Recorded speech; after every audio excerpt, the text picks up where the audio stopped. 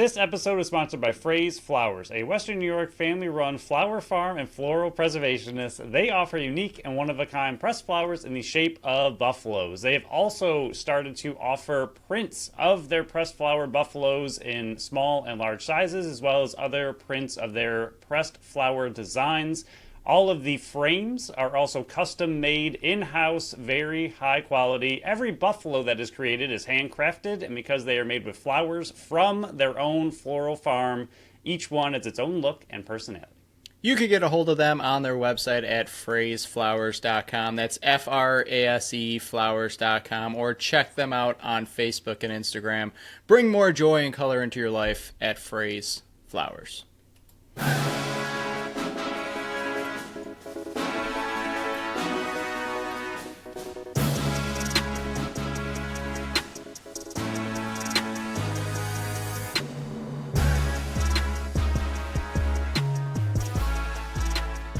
What's up, everyone, and welcome into the Buffalo Sports Collective. It is Monday, May 12th, 2025. As always, I am PK alongside my co-host Phil, episode 359. Hope everybody had a wonderful Mother's Day. We're recording early in the morning, so you and I both can go partake in the Mother's Day experiences that we have going on. So hopefully whoever is that mother or mother figure in your life, you were able to celebrate them and show them exactly how much you love them. Had a busy weekend over here at the Kenny house. We brought all three puppies to a meet and greet on Saturday. Came home, let them run around the backyard, take a long nap, and then we got word that they do want to adopt one of our puppies. We have a meet and greet as you're listening to this on Monday. One for the female puppy, and we just got one more left. So if you are out there and you want a boy puppy in your life, reach out to us because Tiger is still available. He's our last one. And then we're back down to a 2-dog household for a while. Me and Brooke have talked. We like one puppy. We like 2 puppies. And we were wondering how 3 puppies were going. I think 2 is our max. 3 is a handful, especially with these ones. We went to that's why we were a little late recording on Thursdays, or Thursday for us. You didn't listen to it late on Thursday. We recorded a little late on Thursday. We went to a event, and we found out that it's not just our 3 puppies that are crazy. It's the whole litter of 9 that are insane. And then hearing some of the stories of the other puppies, we're like, okay, ours aren't that bad anymore. And then we had a whole different experience and outlook on these 3 puppies because we're like, man, what the other 6 must be like, because at least these 3 have each other to play with. The other 6 were all separated, and it's like, okay, yeah, we're good, but we're going to be down to 1 puppy, hopefully. Fingers crossed. Another meet and greet with Meg on you're listening to this on Monday, but might be down to just 1, Phil. Might be down to just 1. Especially with everything you have going on at your house as well. It's not like you have a fully established foster set up yet. I feel like you will in the future have it more dialed in, but right now you're still going through a lot of move-in type renovations, so it's a lot with 6 dogs and renovations. But Friday night we went to my parents for Mother's Day. Saturday went out to Rochester for the in-laws Mother's Day. Did a lot of things out there, which was pretty nice. Went to some Mega Spice store, which was a good time, and then did some antiquing, which was a good time. And I don't know if you give cards, and I'm sure I'll take some heat for this one, but gave the wife some pet Mother Day cards today, and she loved them. I don't know if you partake in the giving of cards to Brooke for a pet. Nope. All right. Well, we don't celebrate Valentine's Day. That's we true. don't exchange gifts for Christmas. The only times we actually exchange gifts are like birthdays, and even that is like hit or miss. Like we'd rather just spend the money on like big trips and stuff like that. Yeah, but yeah, cards. Maybe you're starting a thing. I'm going to start another thing, so they'll come at us from both angles here. I don't get the purpose of cards because they read them and then they go right in the recycling or garbage can. So why spend the $5 on a card where they read it for 30 seconds and then set it down? I will put this, if there is somebody out there that loves cards though, it's worth it. But for me, don't give me a card. Save the money. You can either put it towards the gift, which would be nice, or just put it back in your pocket and go get like a coffee or something. I don't need a card. I don't even need you to like write a piece of paper. Just like the gift is fine. And even then, I don't even need gifts. Like, my birthday's coming up this week, and everybody's like, well, what do you want? I was like, nothing. Like, ignore it. I don't want anything for my birthday. But yeah, cards, unless the person absolutely loves cards, save the money, keep it in your pocket, and either put that money towards the gift or go buy something small for yourself. Yeah, I agree with cards for like kids like that. I don't like, even as a younger person, never really liked the card. Exactly what you said. You just kind of toss it aside, whatever. My wife and I do cards pretty well that are fun and meaningful. And then for my parents, they're the other ones that I give cards that like say something really nice that maybe I don't tell them all the time. So it's something that's nice for them to read that I might not. Sorry. That too. But yeah, outside of that, like my brothers, like they don't really get a card or anything anymore for the exact same reason. Like they don't need a card, but parents I do, significant other I do. Outside of that, you don't need a card. I'm completely on board with your philosophy on that as well. So I'm pretty split, but I do agree with your view on cards in that way. Yeah, I do agree with you. It like I said, it depends on the person that's getting the card. If that will be well received and they're going to appreciate it, get them the card. But if they're just like going to take it and end up in the garbage, save that money, man. And I also agree. Again, prefacing, not a parent, never will be a parent, but I don't understand the backlash on people that are like, it's Mother's Day. You are a mother to the fur animals. The only thing I'll say is don't call them like your fur babies or all that. Like all that foofy stuff, that bothers me. But again, that's my personal. If you say it, I don't really care. I will just silently judge you. I'll just do that. Yeah, I don't call my female cat my daughter or anything like that. It's probably for the best. Yeah, it'd be a probably. little weird. But yeah, if you do it, more power to you. I don't care. Sure. To each their own. Just silently judging on the sidelines. But yeah, I don't care. A Monday, I already went over that. Why am I going to read that again? It's like I'm Ron Burgundy once again. Remember, you can follow us on Facebook, Instagram, Threads, and TikTok at Buffalo Sports Collective, and on X and Blue Sky at Buffalo Sports Co. Don't forget to follow our channel wherever you listen to podcasts. You can go to our website this week at buffalosportscollective.com, but you will not find a new article because the Bandits were on bye, and it's the playoffs, and I was on bye as well. Yeah, Phil was also sleeping on bye. He was taking his nice long hibernation nap until the finals. You can check out our store on our link tree on our social media sites or at the top of the website by hitting the shop tab. You can represent our company, the BSC, on the go. And look for the time breakdowns in the description of the show. There will be 2. Fingers crossed this will be a shorter episode because there's not a ton of content. No Bandits, because they run by. They earned it. There's a little bickering back and forth on X this weekend. I loved it. I was sitting on the sidelines eating my popcorn and just watching it go down. Pointless drama. Don't really care. But Halifax and Saskatchewan had a game going on. And the whole night, and the whole day, I should say, I'm like, we're recording early Sunday. Let's hope Saskatchewan wins this. So it's not like we ignored talking about a game 3 on our Monday show. But then the other part of me is like, well, Bandits covering them, you're rooting for them to win. We kind of want to see a game 3, so they have the disadvantage over there. And Halifax was like, let's show them and give the BSC guys a favor because they, talk about a blowed lead. And I don't want to, because we've had some Halifax people on the show, I don't want to down talk the team, but man, that was one of the biggest breakdowns I've ever seen. Saskatchewan ends up winning it in overtime, and I'm pulling it up right now because I forgot to add it to the notes stupidly because we're recording early. 10-9. I had the score 11-10. Saskatchewan winning it in my predictions. Very close. But yeah, Halifax had the lead by 2. It was 9-7 with 44 seconds to go. Halifax pulled their goalie. Zach Mann's got it down to 1, and then Warren Hill made the big save, called the timeout, got the ball, and Mike Messenger made a diving, unbelievable cause turnover, gets it up to Matt Hossack, who's going to be, I'm saying it now, flat out, he's going to be the defender of the year, ties it with 4 seconds to go, and then Mike Robinson, I'm not going to pile on Mike Robinson, even though he had 2 5-minute majors in this game, but he absolutely crushes Bobby Kidd into the boards, gets the 5-minute major, and Revenge of the Shanks wins it in overtime. He had 8 goals this series. Unbelievable, but he wins it in overtime, sends Saskatchewan to the finals. Absolutely epic and electric game 2, though. I watched every second of it. It was fantastic. From an outsider's perspective, looking inward, you need to broadcast this everywhere because this is the type of game that'll draw more eyes to the sport. It was so physical. It was so close the whole way. It was back and forth. And then the epic finale. I mean, this would draw new fans into the sport instantly. Yeah, even though Halifax did end up blowing it, like I'm happy the game went this way. For the NLL, for this, like you don't want to see another 16-7 blowout where the game's just over pretty much right away. Like you want a good heated series, especially headed to the finals. You want a really good back and forth game. And I know like they blew it, but they were obviously in it the whole time. The last 4-ish minutes of the game were insane.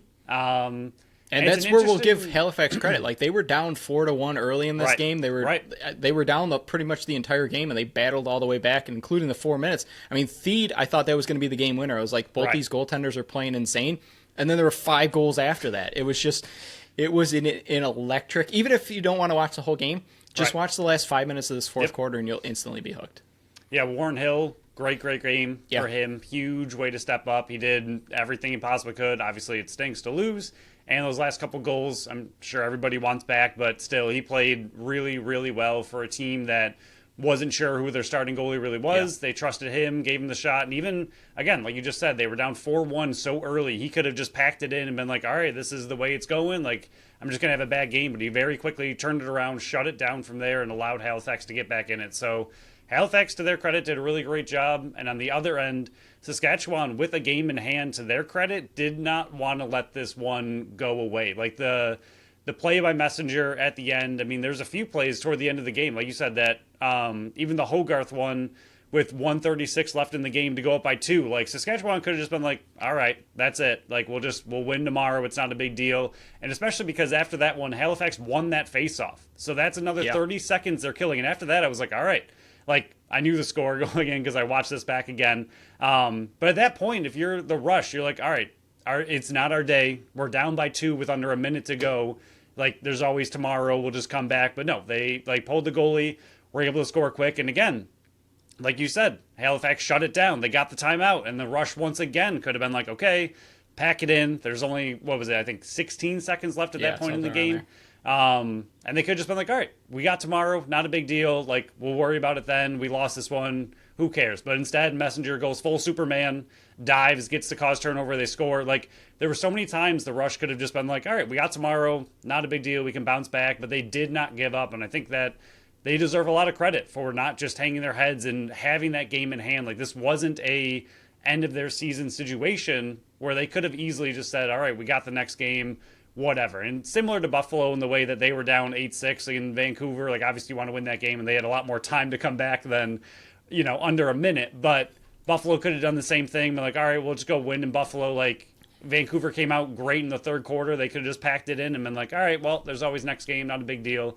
But to see these two teams come back in the way they did in games 2, both game 2s for them, and be able to make it to the finals, I think the Rush, with that mentality, the Bandits now seeing this while they're on their bye week, I think they're going to know that this team's not going to give up no matter what the score is, no matter how late in the game is. To see that kind of effort from this team, I think is huge for the Bandits to witness, to see that, okay, 2-goal lead with under a minute to go, not safe. Like, you cannot give this team an inch, and they can score very quickly. So, huge game. Really, really fun for the NLL. Like you said, great to be on the sidelines to witness this. Even though we would love a sold-out crowd in Saskatchewan. I think the crowd that was there did a really good job. Like, it's a bummer to see the seats, and especially the lower bowl, not fully filled. I think it absolutely should be. This team deserves a full lower bowl at the very least, but the crowd that was there was very into it, very loud, so do want to give the crowd that showed up some credit for doing what they were able to do. Yeah, that was a good transition. I'm going to pull it back for just 1 second. The only complaint I have was the cameraman for the last 15 seconds. Don't know what they were looking at, but it was the wrong end of the field. So you kind of missed the whole turnover. You had to catch the replay for it. Yep. Yeah, I didn't see how it got loose to, who was it? I think it was the other Hossack, right? Barnable. Barnable got the loose ball after Mike Messenger caused it over. But who did Mike Messenger hit it out of? Wasn't that Hossack? No, that was Tarafanko, I believe it was. Oh, yep, you're right. But it was like it was like thrown off the boards to him, and he was like getting a So I didn't see how that part happened. I was like, okay, well, did they just like kind of throw it off the boards and hope he was going to scoop it? And then Messenger, again, went full Superman to cause a turnover. But yeah, like you said, they were not looking at the right side of the field. But overall, good game. Good game. Yeah. Like I said, that was my only complaints on bad replay, and then the NL tweeted out the bad replay instead of the good replay. But yeah, that was my only complaint. It was a good transition by you to talk about the Bandits aspect of this. We're gonna dive more into it on the Friday show, or sorry, the Thursday show, I should say, because we're recording on Friday. Again. But yeah, this was the biggest thing to remember, because Buffalo does have the edge over Saskatchewan. That's why they have the home field. They ended up with the same record, but you beat Saskatchewan early on in the regular season. That's why you have the number 1 seed over Saskatchewan. But they didn't have Robert Church in that game. And although in this game, let me pull up his numbers really quick. I'm scrolling down. Again, I was unprepared for this episode. I'm dumb. Robert Church, 2, 3, and 5. So he was responsible for 50% of the goals that were scored. He was not available because of the birth of his child in the first matchup, which was 7-6, 8-7, something like that. 9-8, I believe. 9-8, maybe. Yeah, I don't. Again, not prepared. Yeah. We're going to go over that on Thursday, but he was not available, and that's a big piece to this roster. So, and Chiliano's playing unbelievable in net, 45 saves out of 54 shots in this game. I think you summed it up perfectly. This is a team that you never count out. They are a never die type of team. I think this is going to be an electric finals. And for everybody that's been Bandits fans for a very long time, this has been 9 years waiting for the Buffalo Bandits to try to get revenge for Jeff Cornwall winning it in overtime. But yeah, I am so excited for this weekend. Games are going to be Friday and Sunday. Oh, remember it was supposed to be Saturday. Why would they play Sunday? I told you it was going to be Sunday. But yeah, Friday and Sunday this week, absolutely electric environment. And then if needed, Game 3 will be in Banditland the following Saturday at 4:30. Will be on ESPN2. I will say this, though, Phil. The last three finals have all concluded at the bank. My last question before we move forward to the sponsorees and then our BSC award show. Will this finals be the 4th straight that end in Banditland, or will the game end in Saskatchewan? Good or bad, this game could end up with Buffalo being swept, Buffalo sweeping, and it could end up in Rushland. Will this be the 4th straight finals that we will be lucky enough to see in our own seats in Banditland? I think so. I'd be surprised. I mean, actually, I would not be surprised with the way Buffalo is playing right now. They are playing ridiculous. But so I wouldn't be shocked if Buffalo was able to sweep it. I think I could, not easily, but I could see the Rush stealing one, especially back at their barn. They have a very raucous crowd. Again, not a sellout by any means, but they have a good home barn, and they do play very well there. So I know Buffalo already went on the road during the season to beat them there, but like you mentioned, without Church. So I do think it could be 1-1-1. With a Buffalo win in the end. But at the same time, Buffalo, if Vince comes out playing like Vince has been playing, then good luck winning either game. But I could see a Game 3 back in Buffalo with every home team winning in the series and Buffalo taking it in the end. Yeah, 9 straight playoff wins by the Buffalo Bandits. It's could be 11.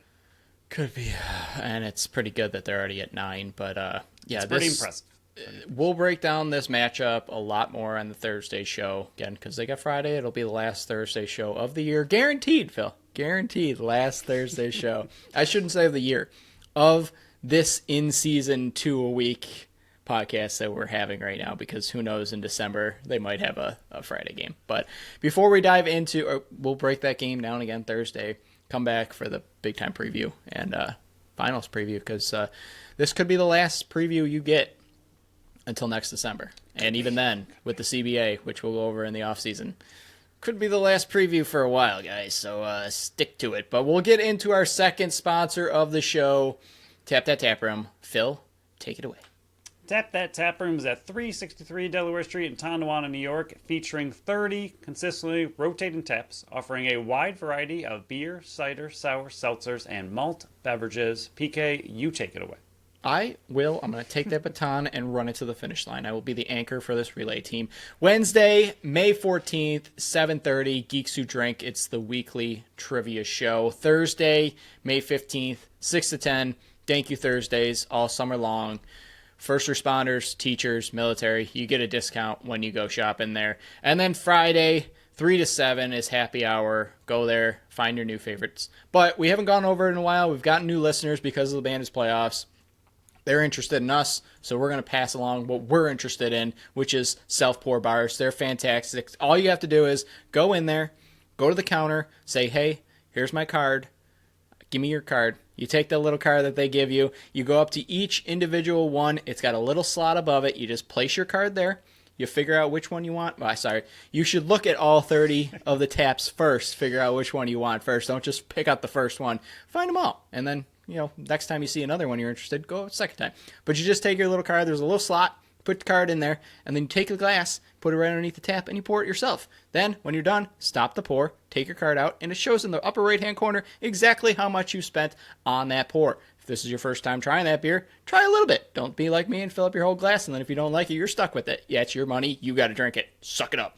But yeah, this self-pour bar is fantastic because you don't have to wait for a bartender. You don't have to wait and try to squeeze your way into the bar, and hopefully the bartender comes down to the end of the bar because that's what that's the only spot that you can ever squeeze in with the bar because everybody else is already sitting at the bar. There's not even a bar, okay? It's easy. I also have a menu. Everything you got to do, you do it yourself. You scan the little QR code at your table, pulls up the menu, you order it there, they bring it right to you. If you're like me, you don't like human interaction very much. It's very, very few that you ever have to deal with it. The only time you're actually talking to anybody that works there, besides if you want to go say thank you for opening this fantastic bar, is when you go to close out or, finish up. It's that simple. I love self-pour bars. They're fantastic. Why they weren't invented years and years and years ago, I will never understand, but these are the future, and I think this is the way the bar environment is going. Because it's just so easy. But to find out what else they got coming up, check out their Facebook page and find out what's on tap and what's on deck. Check out tapthattaproom.com because, Phil, they have something. For everyone. It's been a while since I did that. I wanted to try to trick you. But we'll dive into the 4th annual BSC Awards show. As you can see, neither one of us are dressed up because they don't deserve it. We said it on the last show. You're not going to get it. This is the most support I'm going to give you, and it's just because it was sitting next to my left. That's the only reason I'm wearing this hat. No, there you go. Phil's got a jersey there. I got some in the closet. You can kind of see right there. I think that's an old-time Sabres jersey. I think that's my Hasek one. But yeah, do something good, and that's all I'll give you. But yeah, this is the 4th annual BSC Sabres Awards show. We went over the nominees on last show. We're going to award people with some beautiful graphics because this is all the Sabres are getting. They're not even going to get a trophy this year. BSC MVP. Phil, we had nominees. Last year's winner was UPL. This year's nominees were Tage Thompson, JJ Paterka, Rasmus Dahlin, Alex Tuck, Jason Zucker, and Ryan McLeod/McLeod. Phil, drum roll, please. And the winner is Tage Thompson. I think this one isn't super surprising, but I think this one was one of the closest matchups because of all the people that were worthy of it. I think Jason Zucker was eligible for it just because of how unexpected he was this season and producing the way he was. I think Ryan McLeod was great in this one, coming in and being that center that the Sabres desperately needed for depth scoring. Alex Tuck was one of the only few players that played all 82. Dahlin was their best defender and one of the best defenders in the league. And then JJ Paterka took his game to another level. But Tage Thompson was insane. And it would be terrifying to see what this team would look like if Tage Thompson wasn't on it. Again, they struggled, 79 points, stinker of a season, 13-game losing streak, everything about that. But Tage Thompson is one of the best forwards in this entire league, and you need to appreciate what he has because we've said it on Talking Buffalo multiple times. Tage and Rasmus Dahlin do not get the attention that they deserve in Buffalo or around the league for the superstars they are because they're on a stinker of a team. Yeah, and this is exactly what we talked about for the NLL and their league MVP. It's what player means the most to your team. And if you subtract that player from the team, who hurts them the most? Yes, the other players, and I completely agree, all had great seasons. Like you said, Paterka raised his game. Dahlin, one of the best defenders. Tuck blocking shots left and right, and also just a very, very steady presence for the Sabres. Zucker and McLeod both raised their games for Buffalo, but if you remove Tage from this team, they're horrible, and I don't think they'd be able to figure it out without him. The other players, obviously, same with Dahlin. You could say the same thing. If they remove Dahlin, they'd be in some trouble. The other players, they'd be bad, and they'd definitely be worse, but not as bad as if you lose a Tage Thompson. So if he was off the team, you'd be in a lot of trouble, and that is why he gets our MVP. So congratulations, your graphic will be posted on our social media sites today. That's all you get. Suck it up. Mr. D, it's for the top defenseman. Last year's winner was Rasmus Dahlin. This year's nominees were Owen Power, Rasmus Dahlin, and Bo Byram. Phil, the award goes to back-to-back winner Rasmus Dahlin. This one was a no duh type of award. Owen Power kind of didn't really step up his game as much as we were expecting. Bo Byram can only play with Rasmus Dahlin, so why wouldn't you give the award to Rasmus Dahlin? Again, I kind of went over it with the MVP. He does not get the recognition in Buffalo or around the league that he deserves because he is on the Buffalo Sabres, but I am envisioning, I can't remember if I said it on this one or talking about Buffalo. I am terrified if they start off with a stinker next year and they're out of the playoff race before even December hits. I think you're going to be getting murmurs of Rasmus Dahlin wanting out. I don't think he's ever going to go to the press and say he wants out, but I think there's going to be behind-the-scenes conversations of, I wouldn't mind playing in Vegas. I wouldn't mind playing, with Florida or any of these other top teams. A place that wins? Yeah, place pretty much anywhere else. The other 31 cities. I would like to go there. But yeah, that's the only reason I'm terrified of it, because if you lose Rasmus Dahlin as well, like there could be murmurs of Tage Thompson. Again, not hearing anything, just speculating. If I was them, I would probably be doing the same thing. Rasmus Dahlin and Tage Thompson could be bye-bye. It's the same thing that the Sabres dealt with years ago with Eichel and Ristolainen and Reinhart. Like, it's just, that's your core. Tage and Dahlin are the core of this team. Tuck, you can probably throw in there at this point. He's been around long enough and done well enough, but I don't think he really has too much interest going elsewhere, but I could see him. But like you said, Tage and Dahlin. And Tuck's in his last year of his deal, too. He's going to be UFA after this season. So it's not a core you want to lose by any means if you're the Sabres, but at the same time, these are young players who, like you said, don't get the credit they deserve because they're on a horrible team. If they were elsewhere, they would be elite stars throughout the NHL, and they want to win. And at some point, you can only take so much losing from the same team over and over and over.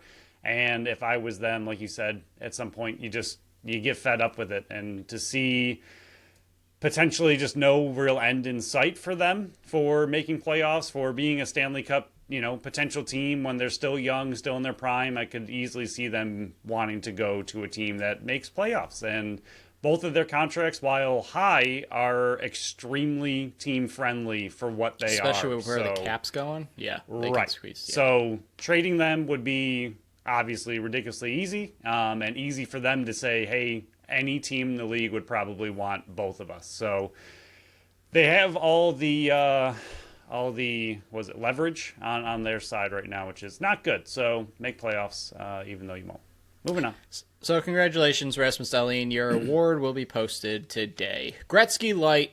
This is the new award, so no winner last year. We were like the NLL and added a top forward award because we didn't have it before for some reason. I'm just dummy. The nominees this year were Tage Thompson, JJ Peterka, Alex Tuck, Jason Zucker, and Ryan McLeod. Pretty much MVP, just dropped the one defender who just won his award. So, Phil, the award goes to Alex Tuck. I don't think this is one where we're not looking at the point total because he was not the point total getter. It was Tage Thompson, but I think this is one of the best forwards on this team was Alex Tuck. We tried to get Jason Zucker in there. We tried to get Ryan McLeod. I know we both were having conversations, you especially, that you wanted to try to find a way to get Jason Zucker or McLeod an award, but I do think that Alex Tuck deserves this one. I mean, playing in all 82 games, he had 36 goals, 31 points, 31 assists, 67 points, but it's all the other stuff. He was a plus 16 and plus minus. He had a 18.4% shooting percentage. He was on the ice for 19 15 average of each game. I mean, even a lot of the points. He only had 3 power play goals and 8 power play assists, where Tage Thompson, 7 and 9. JJ Peterka, 6 and 12. You had Jason Zucker, 11 and 10. So the majority of his points came on 5-on-5 play. You also had 6 shorthanded goals. You had 3 shorthanded assists. So I think it was not just the aspect of him being, 5 points off the point leader. He was 1 point behind JJ Peterka, but it was all the other stuff he did as a forward with the shot blocking for the entire season. But also he was so important for the special teams because they struggled on special teams, no doubt about it. But he was one of the core pieces and one of the best pieces and one of the brightest pieces of this team. And we'll be very interested to see this season and this offseason what they do with his contract because, again, he's only making $4.75 million and he's into the last year of his deal. I know he loves Buffalo, but when they were talking about it, it's not like, hey, I would love to come back. I want to come back. This is the only place I want to be. It was, we'll see what happens. So it's going to be a very interesting offseason like it has been for years, and I will be barely paying attention because once we get through this, I don't want to talk about the Sabres for a long, long time unless something major happens, like they fire an assistant coach, which hasn't happened. He did a great job. And the other thing that he brings is his leadership with those block shots. He's willing to put his body literally on the line for this team. That is not a very good team. So to show his leadership and abilities that he has, I think he is one of the, I don't want to be mean, but few leaders, true leaders on this team that does a really, really great job. And I do want to bring up, because we did try to get them on here, at least McLeod, to me, I thought had a just monster season for what he brought to the Sabres. When he came in, everyone was kind of like, it's okay. He's, a step up from what they had, but what is he really going to do? And like you said, he was a huge missing piece of this team for that center. And a lot of the things you just said about Tuck, I thought he brought as well. I mean, raising his game from 30 points to 53. Shooting percentage was all the way up at 20%. He had 3 shorthanded goals, 3 shorthanded assists. Like, what he was able to bring to this team was a lot. And a huge part of what they were missing position-wise was a solid depth center. And he was able to bring that and raise his own game by quite a bit. So he was one of the bigger offseason acquisitions, but not someone that I think anybody really thought would raise his game to this level for this team. And what he was able to do, I thought was really, really impressive. So before we dive into our 4 final award winners, let's go over our third and final sponsor of the show, Totally Buffalo Store, whose mission is to celebrate all things Buffalo because we're from Buffalo. They celebrate Buffalo. We love this city. With over 100 local artisans inside those stores. They are your place to go when you need a gift for a friend or just want to treat yourself and shop around for something for yourself. They offer 3 locations, 3328 Sheridan Drive in Amherst, 3459 Amelia Drive in Orchard Park, and 467 Center Street for you Northtowners like PK in Lewiston. PK, they already were and are becoming more and more gigantic Bandit fans over there at the Totally Buffalo Store. They have something for Buffalo fans coming up to get you ready for the finals. If you go to their Facebook page, right now, they have a coupon you can print for 10% off all Buffalo lacrosse items. If you're shopping online, you don't even need a coupon. The prices have been adjusted for you already. 10% off all Bandits merchandise now through May 16th, which is the start of finals. If you need something, apparel or accessories, stop on by and get your Buffalo lacrosse items on sale right now. Go Bandits. I'm a little disappointed because I see in your notes you said our Bandits are hot, hot, hot. I thought you were going to sing it. A little upset. Now that I'm on the spot, I'm not going to do it. I'm not going to do it. Well, Do you want to take the? You want to? No, I got to sing it later. I got to okay. give me the more song. Yeah, I thought okay, that's fair. I'm not going to sing it, but you can find out more about them and what they offer on their Facebook page, Instagram, or check out totallybuffalostore.com. So the Bandits are hot, hot, hot. Thank you. Got it. Okay, we can move on. Bouncing Ball Award. This one is named for the bounce back season. Last year's award winner was Henry Okiharu, and we know how that turned out. He is no longer on the team, and he's a free agent. See you later. Go play in a different league because you're not NHL worthy. That might have been too harsh. I don't care. There weren't very many players who had bounce back seasons because they're the Sabres. We had 2 nominees this year. Tage Thompson, Peyton Krebs. And we even stretched to find those two. The award goes to Phil, if you want to do like a couple taps on the desk. Tage Thompson. I'm not even going to drag that one out. I think Krebs was bounced back, even though he didn't really have a bounce back from 2 years ago. It was kind of just he took a step up. Tage Thompson, I do think, had a bounce back season. Not because he was awful 2 seasons ago, but because of his wrist, because of the injury. We were wondering, okay, was a couple years ago where he went, what was it, close to 50 goals, and he was close to 100 points season. 47. Yeah. I think it was a lot to do with his wrist, and last year, or this past season, proved that, okay, his wrist really wasn't where it needed to be. He couldn't rip those shots like we've known to see, and him coming in this season, and yes, he's won 2 awards now, but 44 goals. He was shooting 18.2%. He was getting that power play goals against where, yes, the power play against stunk, but when they were able to feed him and he was able to rocket those shots, it's like, okay, that Tage Thompson is back. So I think he deserves this one, even though, again, he won MVP. We try not to award double awards, but this is Sabres. You can only award to certain people. There's but only 2 or 3 good players on the whole team. Yeah, I think he definitely was worthy of this one to bounce back to where he was prior to that injury last season. Yeah, and I think the other thing, I don't know if it was this season alone or last couple seasons. I think it might have been this season alone. He had like the top 5 hardest shots in the entire NHL, or he was up there for a few of them. And I think that goes to show that his health is 100% back to what he was. And I think that's, like you said, it was not necessarily, sure, he didn't get 94 points like he did a few seasons ago, but this was a big season for him to like, kind of prove to us, not necessarily us specifically, but the Sabres, the NHL, that he was back from that injury, and that injury was the big cause of his down season. He did have a monster bounce back season. We've talked about him a ton. We can move on to the other pretty much unanimous award. So Tage, your second graphic will be posted today. Congratulations again. That's all you get. You got it, kid. It goes to the top rookie. Last year's award winner was Zach Benson. This year's nominees: Yuri Kulik, Tyson Kozak, Isaac Rosine, and Noah Ostlund. Phil, take it away. Yuri Kulik is the winner. Another one that's not super shocking because Kozak, Rosine, and Ostlund. Let me total up the points here. That's 1, carry the 5, 6 total points by the other rookies. Yeah, pretty good. Yeah, for one of the best farm systems in the NHL. I will say Yuri Kulik, while he only had 24 points in 62 really games, I think he is destined for a top 6 spot on this team. I think he's locked into the top line on this league with Tage next year and JJ Peterka, as if Peterka's still here. But I do think that he has a very bright future, and he is one of the very few prospects that they did develop the correct way. Yeah, and Peterka was the other one. I mean, I know we give this team a lot of slack and hate. Rightfully so.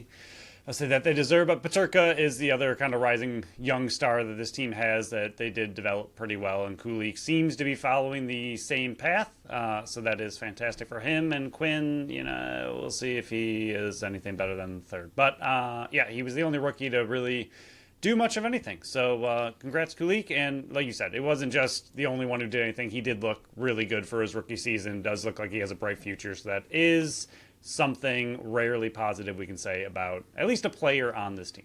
And he looked good playing center as well. He was able to push Tage to the wing when Tage came back from his injury. I still would like to see Tage back at center, but that's just me. Again, team's never making playoffs, so why am I going to critique very much? But Kulik, your graphic will be posted today. Congratulations. 2 more awards. Crease captain goes to the top goalie. Last year's award winner was UPL. The nominees are UPL, James Reimer, and Devin Levi. I did it again. Too many Levis. Drum rolls going. I will announce it. James Reimer, congratulations. Down the stretch winner. Hilarious. He was the best playing, and it goes back to, I'm not going to harp on him too much because we got another award coming up that he might win. But UPL, oh, baby. This is why you signed the contract you did, so you can get the incentives and the paychecks that you got for 1 season of greatness, and should have stuck to my guns that he was who I thought he was, and he showed me the truth of it. But James Reimer played in.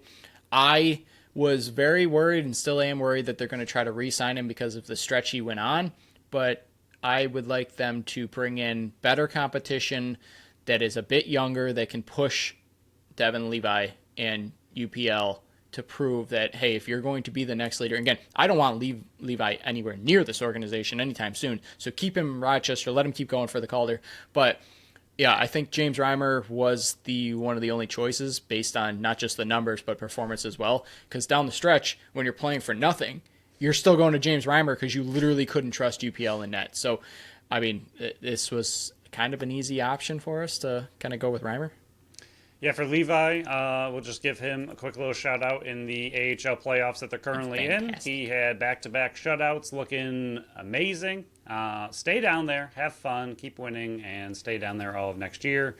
Have fun and keep winning. But they're on a massive pause because they won their series way too quickly. So trying to give some kind of AHL playoff update, but they are simply waiting out the other series to finish. But he's looking really, really good. That team's looking good. So hopefully they can bring home some hardware, and he looks like he's on his way to having a great playoffs for that team.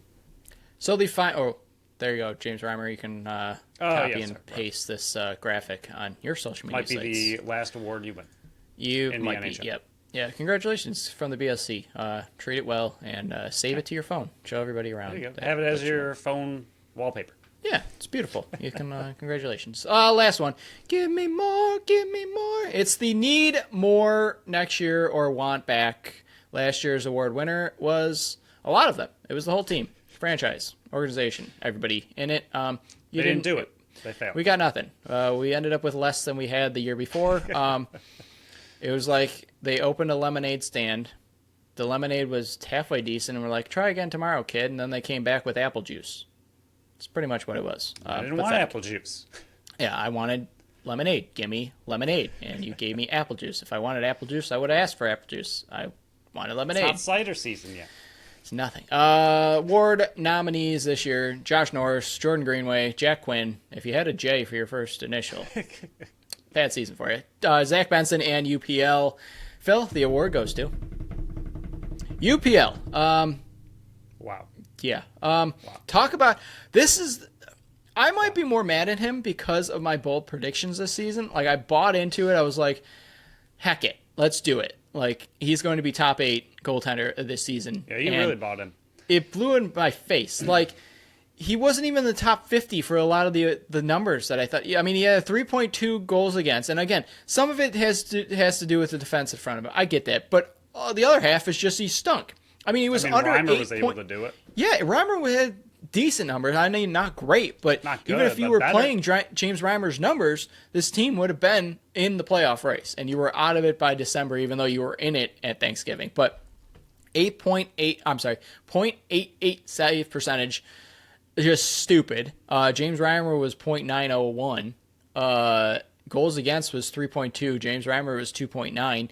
This was a goaltender that got a 5-year deal. Yes, it was team friendly, and it was easily movable if Devin Levi was fantastic in the AHL. And you're like, okay, we don't need UPL anymore because UPL, as well as he's playing, this is all hypothetical last offseason. If he's playing well, you can ship him out because it's an easy contract to move, even if you want to use him as a backup. And then Devin Levi comes in and takes over. You didn't get any of that. Like, we should have seen this on writing on the wall last year when they couldn't even get him into a starting goaltender position. 9 games in? They needed an injury to even get him in the lineup, and then he went on that long stretch and played really, really well last season. I mean, this season, it started off decent, and then it just tanked. I mean, I'm very concerned for where this goaltender position is going to be moving forward next year, because I'm worried that they're just going to give it to Devin Levi based on his performance in Rochester, and they're not going to fix the pieces in front of him, and he's going to get hung out to dry, and this is not the way you develop. I think what they're doing with Devin Levi right now is the way to go, and I think they need to keep him down in Rochester until you fix the pieces in front of him, and then you in-slot it, kind of like they did with Ryan Miller.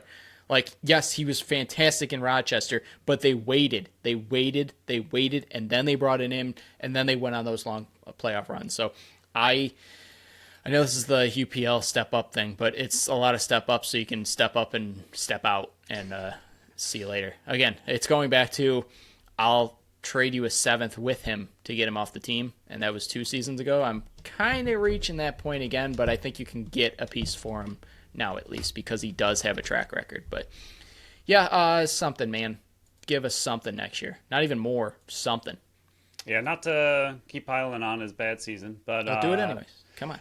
There are 32 teams in the NHL, and among goalies that played at least 30 games, he was 42nd in save percentage and 43rd in goals against average, which means there were about 10 teams whose backup goalies who played at least 30 games, or due to injury, somebody else stepped up on 10 teams, 2 players, 2 goalies on 10 teams had better stats than UPL as the starting goalie on the Sabres. Give him to it, Phil. You believed in this man. He let me down. He took your faith and just spit it in your face. Get him, attack. Even in his rookie season where he played 33 games, he was horrible, and the team in front of him was horrible. He let a lot of goals in because the team just let him out to dry, but he had a .892 save percentage, and that was horrible, and this year was his worst save percentage his entire career when he was finally supposed to be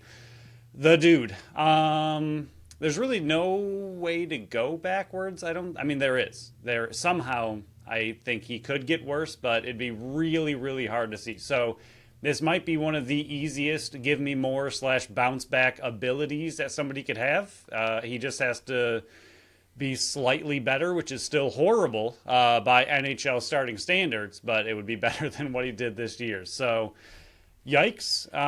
But yeah, give us some more. Be better. Please be better. The only thing I will say to his defense is I think they're doing something with Devin Levi that they should have done with UPL. They pushed UVL too soon and rushed his development. So they kind of put him behind the 8 ball to begin with. So I will come that to his defense, but you got paid after a solid season last year, and you just regressed every aspect of it this year. So give us something, man. We're going to change the award for just the Sabres to give us something. Give us something. It doesn't come off the tongue as well, but no. I don't really care because it's the Sabres. Phil, is there anything else with this episode? I know it was super quick. We kind of were expecting it, and then we're like, man, it actually did go quick. But yeah, this might be our shortest episode for a while because after this, we got double preview to go over on Thursday. We got the reaction show on Monday, then possibly another preview show for the following week, or we just finish up the month talking all Buffalo Bandits the rest of the way. But this will probably be the last time we talk about the Sabres for a while until we discuss how we're covering them next year. But anything else with this episode before we shut it down for a work week leading up to the 5th straight finals for the Buffalo Bandits? Oh, it's here. It's finals week again. I don't like being like this, but I do feel like as Bandits fans, we've shifted into the Patriots and Kansas City mentality of just skip everything, get them back to the finals, 5th straight, not a big deal. So we're finally here. This is where, we've been waiting for way too long. We knew they'd get to the finals, not even a big deal. But here we are. We finally made it. Go win your 3rd straight. My goodness, make it fun. Enjoy it. I know we have a big preview show, so we'll talk about it again, but 5th straight finals, even the week leading up to it. Go watch some old highlights, go watch some old finals, victories, losses, feel the pain, everything. Just have a finals, good old time, enjoy the week, and then we'll be there. Yeah, soak it all in. And we've said it a million times, it does not happen. This is not a common thing. Enjoy it. And I will say I've been guilty of this. I've been on record saying this. I think it was the year they lost to Colorado. If they win in 2 and they raise the cup in Saskatchewan, don't be complaining that we didn't get to see it. The finals finished 3 straight seasons. 1 bad, 2 good at KeyBank Center. You've seen it before. They're destined to at least win or lose one on the road. The W. Take the W. Don't be like me a couple years ago and be greedy. If they win it in 2, be appreciative. So I want to see less comments online about, they should have done this. They should have done what Halifax did and started the first game on the road because it's so important to start off with a big win. Because if Buffalo drops their win, we'll go into it big. But if they drop their first game on Friday at home, all the pressure's back on them because they have to steal the game in Saskatchewan. Otherwise, same thing happened in Saskatchewan a couple years ago, but we won't dive into that. But Phil, that would conclude this episode. Last one for minimal Bandits for a long time, because all offseason is pretty much all Bandits. So hopefully we gave you a nice little bye week of listening to Bandits talk, but we sprinkled some in there as we always do. But we got the Sabres out of the way, and I'm very thankful for it, and might be the last BSC Sabres Award show for a long time. But that will conclude this episode. We'll be back Thursday to preview Bandits versus Rush for the finals. Again, appreciate what you got, because it doesn't last forever. I'm not saying it's over after this season, just saying this is not a common thing in sports anywhere. So thank you for listening to another episode of the Buffalo Sports Collective. Thank you to Tap That Tap Room, Totally Buffalo Store, and Phrase Flowers for sponsoring this episode and this podcast. Follow us on Facebook, Instagram, Threads, and TikTok at Buffalo Sports Collective, and on X and Blue Sky at Buffalo Sports Co. Visit our website at buffalosportscollective.com. Check out our website on our link tree on our socials, or at the shop tab at the top of the website. Follow our channel wherever you listen to podcasts. We're literally everywhere, including YouTube. And leave us a review on Apple and Spotify. Until next time, bye-bye.